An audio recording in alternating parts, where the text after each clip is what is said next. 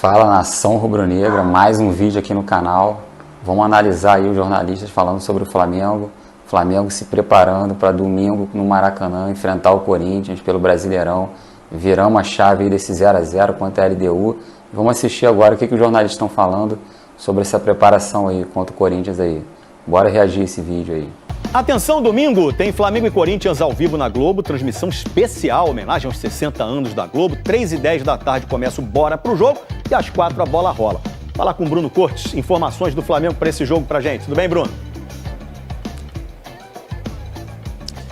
Fala, Escobar, tudo bem? Boa tarde a todos. Estamos aqui no Maracanã para esse jogão de domingo, né?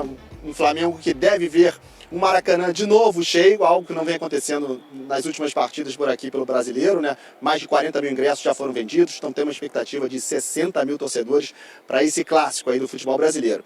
Em campo, o Flamengo busca a liderança, hoje é o vice-líder, atrás do Palmeiras, precisa vencer e voltar a marcar gols, algo que não aconteceu nos dois últimos jogos, 0 a 0 com a LDU pela Libertadores, 0 a 0 com o Vasco pelo Campeonato Brasileiro. Quem virou dúvida para esse jogo é o Plata, atacante, que já não jogou no meio de semana contra a LDU, sentiu o joelho, fez um exame de imagem, não foi detectada uma lesão grave, mas tem um edema, então vai ser reavaliado nos próximos dias para saber se tem condições ou não de jogar contra o Corinthians.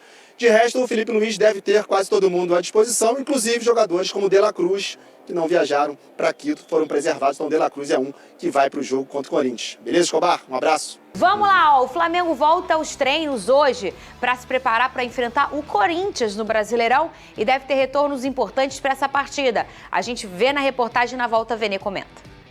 O Flamengo tem uma nova missão em casa pelo Brasileiro. Depois de conseguir um empate na altitude, o foco do rubro-negro agora é retomar a liderança do campeonato. O time é o segundo colocado, com 11 pontos, 2 pontos atrás do Palmeiras, com 13. No Brasileirão, a equipe ainda não perdeu. Até agora foram 2 empates e 3 vitórias na competição. Para enfrentar o Corinthians, Felipe Luiz ainda não sabe se vai poder contar com Plata. O atacante viajou com um elenco para o Equador, no entanto acabou cortado do confronto, pois sentiu fortes dores no joelho direito. Já no Rio, ele realizou exames que descartaram lesão. A ressonância magnética constatou apenas um leve edema ósseo no joelho direito. O atleta já iniciou o tratamento e ainda é dúvida para o duelo. Alexandro pode estar de volta. Ele ficou fora por um incômodo na coxa e segue se tratando para saber se está apto para o próximo domingo. Pedro, que entrou na última partida da Libertadores, tem voltado aos poucos para ganhar mais minutagem e ritmo de jogo. E pode ser que Felipe Luiz volte a usar o camisa 9.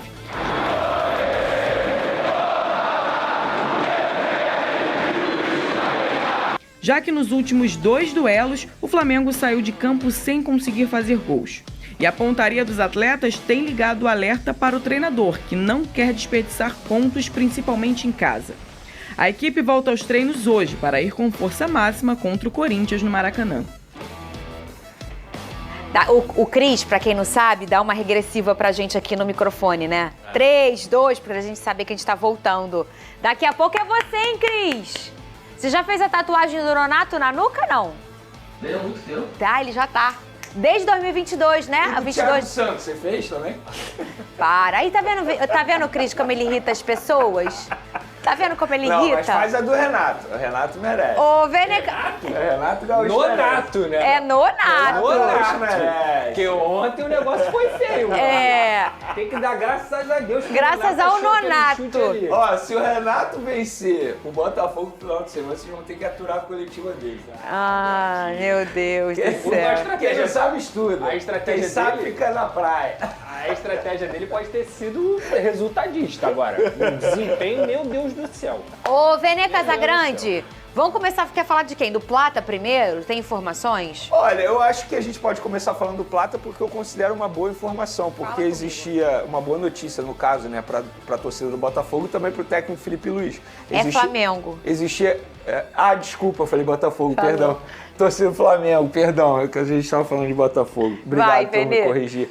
Mas enfim, sobre o Gonzalo Plata. Fiquei feliz que você falou fogão. Porque geralmente eu Tá erro na ao sua contrário, cabeça. né? Você erra ao contrário, vai. Verdade.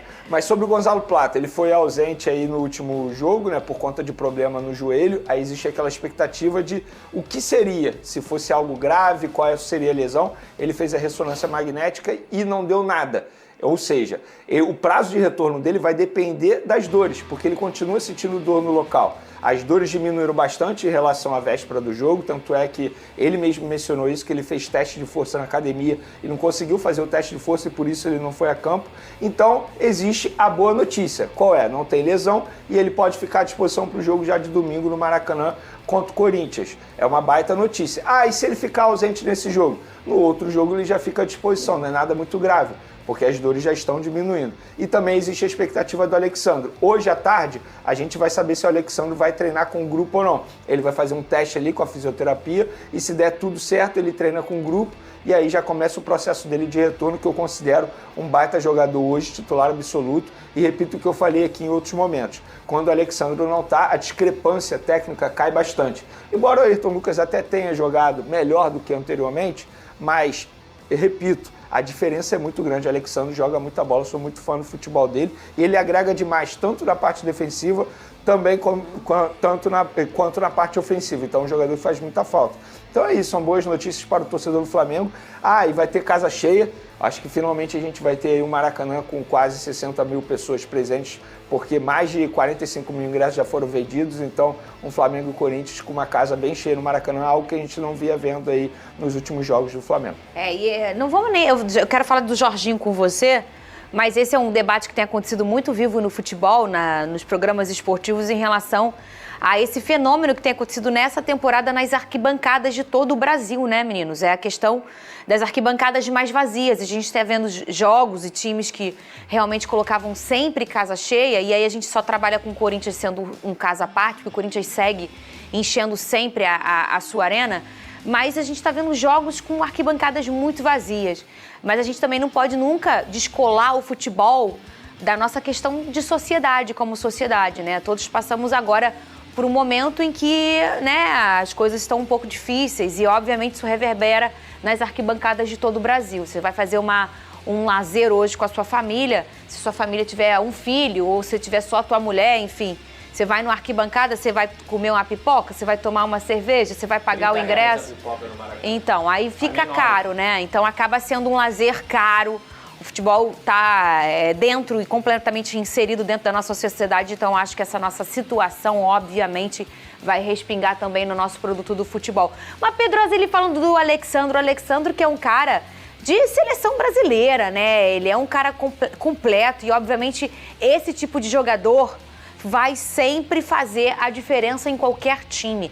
Eu sempre brinco com a questão do Alex Telles, o próprio Danilo, o jeito que eles pegam na bola, o Pedrosa, é até diferente, né? Que eles penteiam a bola, né? Eu gosto muito do Alexandro, eu acho que ele, em condições físicas, ele inclusive tem que ser sempre convocado para a seleção brasileira, nessa escassez de lateral que infelizmente a gente tem. Defensivamente é um monstro, tecnicamente também. Tem tido até mais liberdade no Flamengo do que ele vinha atuando nos últimos anos da carreira dele no futebol italiano, mas é um jogador que, com certeza, em relação ao Ayrton Lucas ou até mesmo o Varela improvisado, ele está uma prateleira bem acima. Eu não diria nem uma prateleira acima, ele está bem acima dos adversários, digamos assim, os concorrentes dele de posição. Fernandinha, eu posso pegar um gancho do bom VT da Alcilene ali, porque ela falou sobre a dificuldade em fazer gol.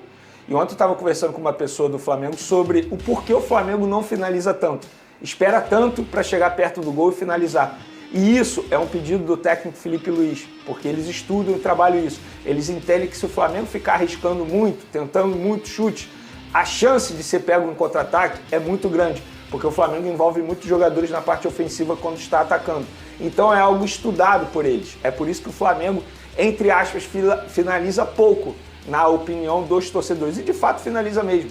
Se você analisar os jogos do Flamengo, parece que o Flamengo tem que chegar muito perto do gol para poder chutar gol. Então isso é algo trabalhado e estudado pela comissão técnica. Não é porque os jogadores tomam essa decisão por conta própria, entende? Ou estão sem coragem para chutar, isso, né? É perfeito. Porque muita gente critica, por exemplo, e eu concordo, tá? Acho que o Gerson é um jogador que poderia evoluir nesse quesito, finalizar mais a gol. Mas, conversando com pessoas do Flamengo, agora dá para entender por que eles têm essa postura dentro de campo. Só vai na boa no gol, né? Mas a comissão também concorda que precisa melhorar a finalização, porque o Flamengo tem essa dificuldade, não é tão letal, né? É porque também tem uma questão de hábito, né? Se você chuta mais, arrisca mais, se acostuma mais, você tenta mais, a chance de mirar, né? Uma hora vai acontecer, né? E o futebol é isso, é difícil porque como treinador você tem que fazer essa escolha.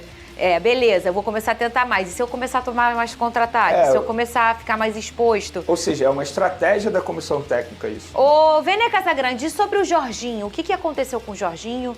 Será que isso vai mexer com a vinda dele pro Flamengo? Bom, o técnico do Arsenal deu uma entrevista dizendo que corre o risco do Jorginho nem atuar mais por conta de uma lesão.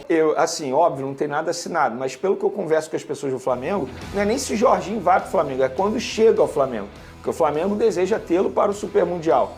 Mas caso não tenha o Jorginho, a minha visão não tem nenhum problema, pelo contrário, está em reta final de temporada, ele precisa também tirar alguns dias de descanso. Eu acho que deveria ter um planejamento especial para esse jogador que está vindo da Europa para jogar no Brasil e a gente sabe que não é fácil. Por exemplo, o Danilo veio da Europa, olha o que aconteceu, teve que ficar um período ausente. O Alexandre já teve o segundo problema físico. Vários jogadores que vêm da Europa, o Coutinho.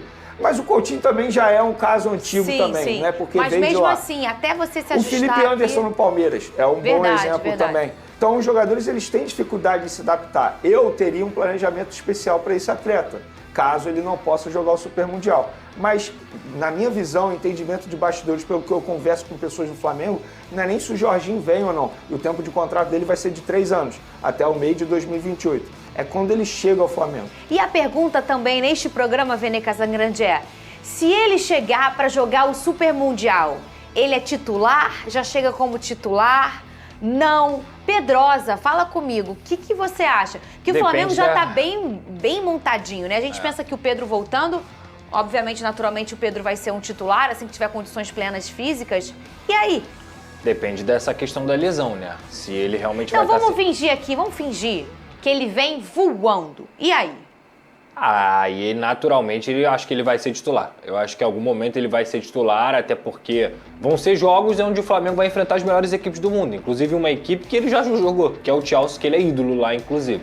Então, assim, naturalmente, pelo desgaste da temporada do futebol brasileiro, ele também vai estar desgastado, porque é fim de temporada europeia. Eu acho que é muito mais um encaixe do Felipe Luiz do que, de fato, vai ser 100% titular ou não vai ser. É o Felipe Luiz entender o que acha de melhor. Por exemplo, na Libertadores, quem tem jogado é o Everton Araújo. O Jorginho não pode jogar na vaga do Everton Araújo? Nos jogos, digamos, de Copa? Com certeza pode. Então é muito mais um encaixe do Felipe Luiz, saber como esse jogador vai chegar, para ele saber também, como característica, o que ele quer do Jorginho. A gente tem uma boa pergunta, de verdade. Enquanto o Pedrosa falava aqui, qual é o time titular do Felipe Luiz? Pra Copa parece que é uma escolha. Juro. É o do brasileiro. Eu não consigo cravar qual é o time titular do Felipe Luiz. É o do brasileiro. Porque hoje ele tem uma dificuldade muito grande em definir os pontos, por exemplo. Ele tá toda hora mudando os pontos. Eu não sei se o Michael na cabeça dele é titular, não sei se é o Everton Cebolinha. No ataque, o Pedro tem que ser titular. Isso aí, sem sombra de dúvida. Inclusive, ele mesmo já falou isso, que ele precisa trabalhar a equipe para botar o Pedro no time. Beleza. Agora, os pontas. Rossi. O meu Flamengo, nosso Flamengo ideal seria Rossi, Wesley, Léo Ortiz, Léo Pereira. Nossa, é forte, Pedrosa. Alexandre. Talvez o Danilo, né? Não, eu botaria o ideal. Não, eu tô falando de zaga. Léo Ortiz e Danilo. Hoje, Léo Pereira e Léo Ortiz. Porque o Léo Pereira tá jogando muito. Hoje, Léo Pereira e Léo Ortiz. Léo Pereira, Léo Até Ortiz. Pela meritocracia. Alexandre, Pulgar, De La Cruz, Gerson, Arrascaeta. Aí. Michael, que é o que ele tem utilizado. E Pedro. Mas... Não, eu não concordaria com o Michael. Eu acho que quem tem que jogar é o Plata. É o Plata. Eu botaria o Plata. Pra mim é o titular. É isso. Hoje eu sou fãzaço do Plata. Hora de falar sobre o Flamengo, quero te contar que os empresários do Wesley, lateral direito do Fla, viajaram para a Inglaterra. E o motivo da viagem tem a ver com a possibilidade de saída do jogador na metade do ano. Os representantes do Wesley foram visitar clubes que já o sondaram para entender, primeiro, a estrutura de cada um desses times e depois os projetos dessas equipes interessadas em relação ao lateral direito, que deve deixar o clube depois do Super Mundial de Clubes. O próprio Flamengo já deu a entender que essa é uma negociação mais ou menos óbvia. O Flamengo precisa de receita e sabe que a principal venda para a janela da metade do ano é justamente desse jogador recentemente convocado para a seleção e que quase saiu do Fla nas 2 últimas janelas. A permanência dele, inclusive, deve garantir muito mais dinheiro do que em negociações antigas. O Flamengo chegou a recusar uma proposta de 12 milhões de euros e quase o vendeu por 18 milhões de euros. Nesse momento, as conversas não devem ser inferiores a 30 milhões de euros. e se confirmada a saída do Wesley, vai haver a necessidade da contratação de um jogador para a posição. O Flamengo já monitora atletas para essa função, mas ainda não divulgou nomes de interessados. Olha aqui, sabe que cidade é essa? Né? Com uma catedral aqui bonita e tal, mas muitas montanhas. É uma cidade alta. É a cidade de Quito, capital do Equador. E o assunto do vídeo de hoje tem a ver com a cidade de Quito, com altitude. Porque o Flamengo jogou no estádio Rodrigo Paz Delgado contra a LDU e empatou. Se formos analisar as circunstâncias, é um bom resultado. Mas a torcida do Flamengo está na bronca por causa da classificação do Grupo C da Libertadores da América nesse momento. Meu amigo Tom, editor aqui do canal, por gentileza, coloque aí na tela a classificação do grupo. E você vai ver, o Flamengo está fora da zona de classificação. Ainda nesta rodada, vão jogar Central Córdoba e Deportivo Táchira lá na Argentina. A tendência é que o Córdoba vença e ele pode dar uma disparada aí no grupo, né? Ou então o Deportivo Táchira tirar um ponto da equipe argentina. Tudo pode acontecer. Afinal de contas, é futebol e é Libertadores da América. Mas o que eu quero dizer é o seguinte. Muitas pessoas dizem a altitude é uma desculpa, não influencia. O Flamengo tinha que chegar lá e ganhar o jogo. Pois bem, vamos aos fatos. Até hoje, em toda a sua história, quando enfrentou equipes que jogam acima de 2.000 metros acima do nível do mar, o Flamengo tem 31% de aproveitamento. Ou seja, ele não venceu a maioria dos jogos. Mas não é só o Flamengo. São todas as outras equipes que não estão acostumadas a essa condição. Porque, de fato, minha gente, interfere. Eu vou dar aqui o meu relato. Libertadores 2019, mês de abril, o Flamengo, ainda na fase de grupos, foi jogar contra a LDU aqui na cidade de Quito. Eu estava pelo Fox Sports. Cheguei 24 horas antes do jogo, na noite anterior. Nas primeiras 4 ou 5 horas, não senti absolutamente nada. No meio da madrugada, 5, 6 horas depois, eu começo a sentir dor de cabeça e uma certa dificuldade de respirar. Mas o dia seguiu normalmente. Durante o dia, uma dificuldade também para respirar, mas nada que impedisse de caminhar, de sair, de almoçar, de fazer alguma coisa.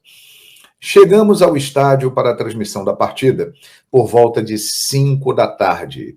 Eu tinha chegado em Quito 8 da noite no dia anterior. E aí começou o problema. Tivemos que subir uma escada, porque não tinha elevador no estádio. Meus amigos e minhas amigas, simplesmente o ar desapareceu. A partir dali, foi sofrido. Para narrar o jogo, eu não estou correndo, mas eu estou narrando. Ou seja, eu preciso falar, preciso puxar o oxigênio.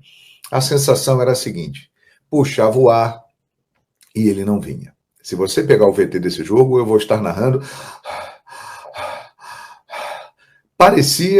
Eu me sentia narrando o jogo, correndo numa esteira na velocidade 13. Coloca aí. Você que está indo malhar e tal, vai lá na esteira e tenta dar uma corridinha na velocidade 13. Pois é, essa era a minha sensação. Então, o que eu quero dizer é o seguinte, eu não sou atleta, eu sou um narrador, mas estive lá e vivi esta situação. De fato, interfere. A condição, ela não é normal. E, principalmente no segundo tempo, a coisa piora, porque já tem o desgaste físico e o ar vai ficando cada vez mais raro, cada vez mais difícil de achar. Temos alguns pontos em relação ao jogo de ontem. A equipe da LDU é limitada? É bem limitada. o Flamengo é muito superior à equipe da LDU. O Flamengo teve chances de ganhar o jogo? Teve chances. Desperdiçou algumas oportunidades, como aliás tem sido, né, a marca desse time já há alguns anos. Cria muito, mas perde muitas chances de gol. Mas não tenham dúvida, acreditem em mim, jogar nessas condições muda completamente o panorama do jogo. Então, pensando nisso, esse 1 ponto do Flamengo em Quito foi um ponto importante, porque o Flamengo agora, ele depende só dele. Tem 3 jogos pela frente. Central Córdoba, lá em Santiago del Estero, na Argentina, e depois os 2 jogos finais no Maracanã, contra LDU e Deportivo Táchira. O Flamengo tem grandes chances de classificar na Libertadores da América. E contra o Central Córdoba na próxima rodada, ele tem que dar o troco. Porque se ele vencer o Central Córdoba na Argentina, ele alivia aquele tropeço no Maracanã, aquela derrota que está sendo o grande problema do Flamengo na Libertadores da América. Então, fiz questão de dar esse depoimento, porque você, aí no sofá ou no bar, tomando a sua cervejinha, falando, olha lá, os caras têm que correr, perderam chance. Minha gente, quem vai lá correr, narrar, sabe que a parada é diferente, influencia. Então o Flamengo conseguiu um ponto importante e que vai fazer com que ele siga rumo à classificação. O objetivo agora é ficar em primeiro do grupo para poder decidir em casa. E para isso tem que vencer as 3 partidas, lembrando que teremos ainda confrontos diretos. Beleza? Eu sei que vocês vão falar aí, tá passando pano, aquela coisa toda, não quer falar mal do Flamengo, eu sei que eu vou ler coisas desse tipo, mas acredite em mim, eu tenho base para falar, eu já estive lá, e é brabo, hein?